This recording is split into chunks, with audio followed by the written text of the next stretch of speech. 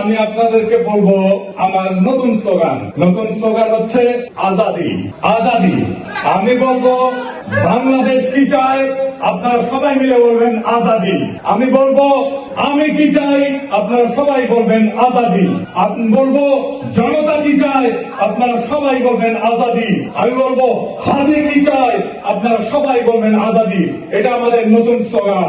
আমরা কি চাই, আপনি কি চান, আমি কি চাই, বাংলা কি চায়, মাটি কি চায়, শহীদ কি চায়, আমরা কি চাই, বাংলা কি চায়, 24 কি চায়, জুলাই কি চায়, আমরা কি চাই, ইনকিলাব কি চায়, বিপ্লব কি চায়, জনতা কি চায়, মাটি কি চায়, বাংলা কি চায়।